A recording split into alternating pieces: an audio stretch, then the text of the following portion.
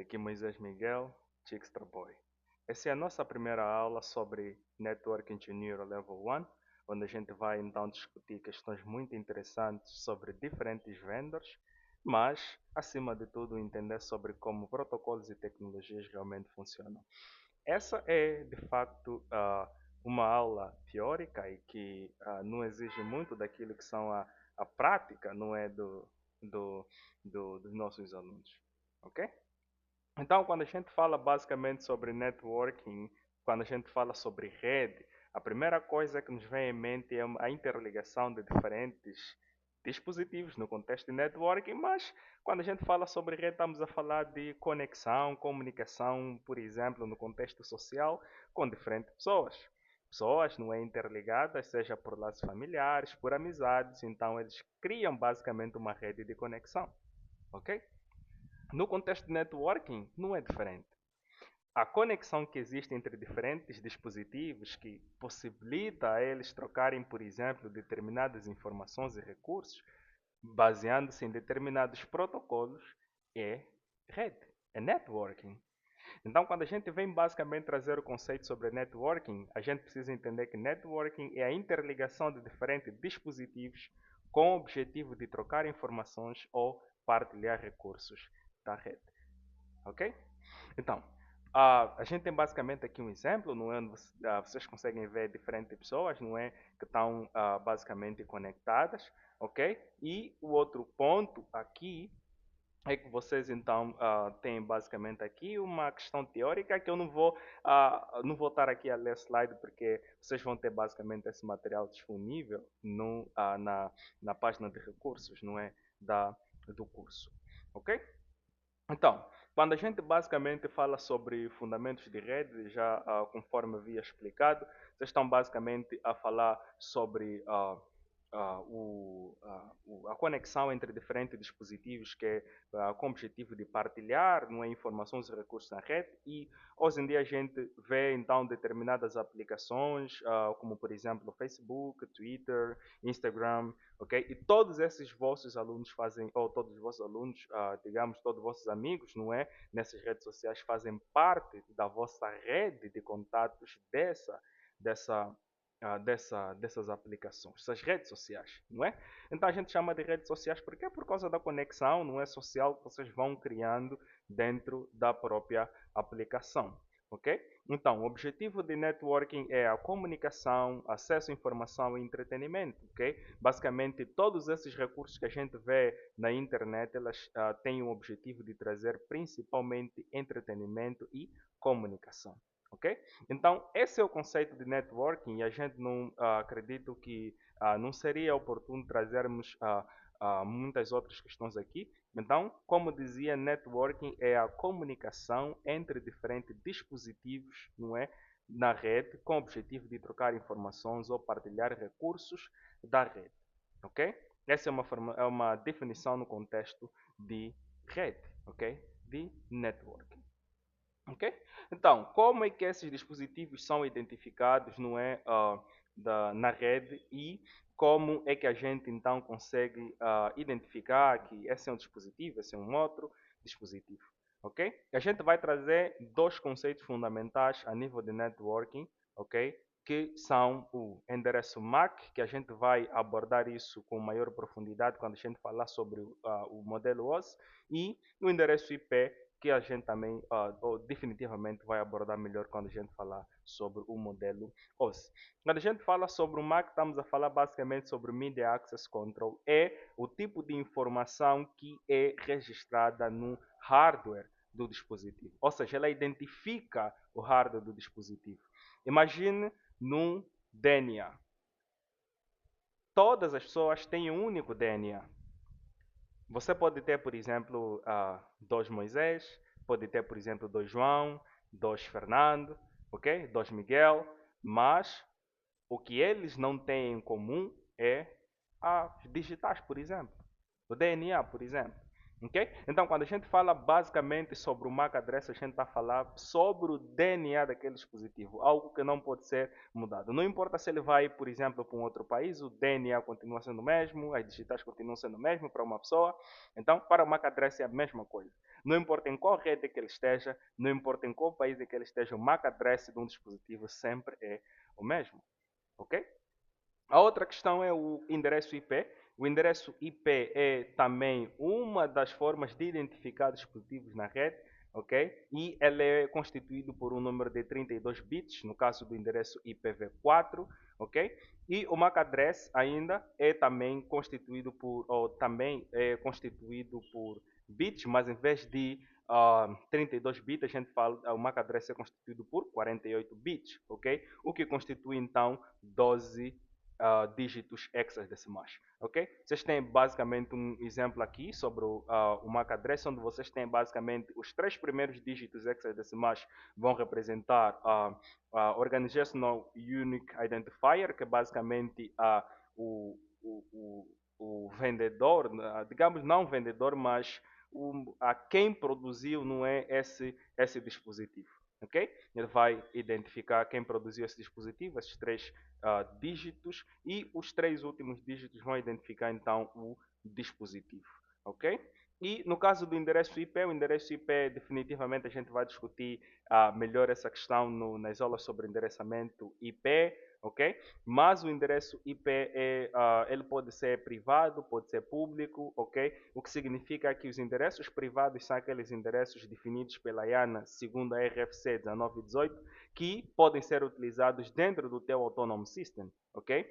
Obviamente que você não precisa se preocupar com esses termos ao longo do curso, você vai entender o que é um Autonomous System e vai entender basicamente sobre quem é a IANA e o que é essa RFC, ok? O endereço IP ele pode ser tanto o IPv4, não é a versão 4, ou pode ser então o IPv6, que é a versão 6 do endereço IP, ok? Conforme a gente anotou aqui, são assuntos que a gente vai basicamente discutir nas próximas aulas. O que a gente quer, na verdade, trazer aqui para vocês é essas placas que vocês conseguem ver aqui, é o que a gente chama de NIC, Network Interface Card. Essas NICs, elas têm basicamente uma informação que o que a gente já viu aqui, que é o MAC address. Todo Media Access Control, ele vem basicamente associado a uma Network Interface Card, ok? Onde a gente tem basicamente aqui diferentes tipos de Network Interface Card. Por exemplo, estamos aqui a falar desse slot, ok? Temos aqui basicamente essa NIC para RJ45, aqui temos uma RJ45 USB, ok? Uma NIC e a gente tem basicamente uma wireless, ok? O que significa que o vosso dispositivo ele tem diferentes Network Interface Card. Ele tem a RJ45, que é basicamente a interface que vocês conectam o cabo de rede sempre que querem se conectar via cabo, não é, na vossa rede, ok? E existe também a Wireless Network Interface Card, que é a card que vocês utilizam, por exemplo, para se conectar ao wireless, ok? Então, essas NICs, elas basicamente trazem esse endereço MAC. Então, se a questão fosse se o nosso computador poderia ter mais de um endereço MAC, sim. Por quê? Porque o endereço MAC ele vem associado a quem? A Network Interface Card. E cada Network Interface Card ela é associada unicamente com o endereço MAC. Ok? Então, a em networking, quando a gente fala basicamente sobre networking, a gente vai ver então a forma de como esses dispositivos são organizados ou são arranjados, a forma geométrica, não é a forma geométrica em que a gente vai basicamente criar os arranjos para esse dispositivo, ok? Então, essa forma geométrica de como a gente vai basicamente alocar os dispositivos é o que a gente chama de topologia, ok? Topologia é o arranjo geométrico da rede, ok? É o arranjo geométrico da rede. A gente vai encontrar diferentes topologias, ok? Vocês veem basicamente aqui uma informação, uma foto, não é, sobre as topologias. Por exemplo, temos aqui uma full mesh, onde todos os dispositivos estão conectados, ok? Tem uma ligação direta entre todos os dispositivos. Temos aqui a partial mesh, não é? Onde a gente tem não uma conexão total entre todos os dispositivos, ok? A gente tem uma conexão parcial entre todos os dispositivos e temos aqui a bus topology, não é? Temos a bus topology, que é o que a gente chama então de barramento, ok? Então, nessa topologia, é basicamente, eu coloquei essa topologia por uma questão de documentação, embora a gente já não usa, ok? Essa topologia, onde todos eles estão conectados a um único cabo, não é? E, obviamente, há maior possibilidade, não é? Há 100% possibilidade de haver conflito, não é? Se dois dispositivos se comunicarem em simultâneo, ok? E a gente tem aqui a Ring Network. A Ring Network também por uma questão de documentação, ok? E a gente tem aqui a Star Network Topology. Essa Star Network Topology é o tipo de topologia que a gente tem e encontra em muitas residências, ok? Por exemplo, a gente tem um router, por exemplo, dado pelo provedor de serviço, e o provedor de serviço, e a gente usa as credenciais que o provedor de serviço nos deu, ok? E a gente vai usando a internet via wireless ou por um cabo, ok? Então, essa é basicamente a Star Topology, onde a gente tem basicamente um hub, não é centralizado, e todos os outros dispositivos elas têm basicamente a conexão com esse hub, não é via wireless ou cabeado, ok? E a comunicação funciona por intermédio desse hub, ok? Então, a gente vai encontrar, hoje em dia a gente pode encontrar também sobre SDN, vocês vão ouvir muito falar sobre SDN, que é Software Defined Network, ok? Então, definitivamente é um conceito mais avançado, não a nível 1, é a nível de networking, mas para que você tenha noção de que as redes não é definida por software, elas existem e é, na verdade, é grande crescente, não é, é moderno, e vocês precisam, na verdade, olhar para essa questão quando se quiserem ir, não é, para networking de forma muito, muito profunda, ok? Então, existem também SD-WAN, não é, que basicamente as redes definidas by software também, não é? Que gerencia múltiplos links de rede de forma inteligente, ok? Vocês basicamente podem, quem, por exemplo, pensar em fazer uma especialização, por exemplo, em SD-WAN, pode fazer, ok? E a gente tem basicamente as Cloud Network, que é as redes que a gente vai encontrar, por exemplo, vai usar, por exemplo, dentro do ambiente Microsoft, Azure, por exemplo, ou AWS, ou GCP, ou Alibaba, ou Oracle. Isso vai depender, não é, do cloud provider que você está a utilizar. Essa cloud provider pode ser, na verdade, pública ou privada, não é? Então, isso vai depender da cloud provider. Então, uma questão que eu gostava que vocês entendessem é a diferença sobre arquitetura e topologia. Quando a gente fala basicamente sobre arquitetura, a gente está a falar sobre a forma lógica do desenho da rede, ok? Do sistema. E essa pode ser point, ponto a ponto ou cliente-servidor, ok? Ponto a ponto, quando a gente não tem basicamente nenhum host, não é sendo como servidor centralizado, basicamente os clientes agem tanto como cliente, tanto como servidor, ok? E a gente tem a cliente-servidor, que é o tipo de arquitetura em que a gente tem basicamente uma server farm, ou pode ter aí um servidor, não é? Que vai então basicamente distribuir, ou seja, os clientes enviam requisições e esse servidor basicamente vai responder a essas requisições para fornecer estes determinados serviços, ok? Então, em networking, antigamente, não é? Porque hoje essa é uma questão bem mais ultrapassada, ok? Quando a gente usava, por exemplo, dispositivos como hub, os hubs não têm inteligência suficiente para não têm inteligência suficiente para, por exemplo, evitar com que haja domínio ou domínio de colisão, ok?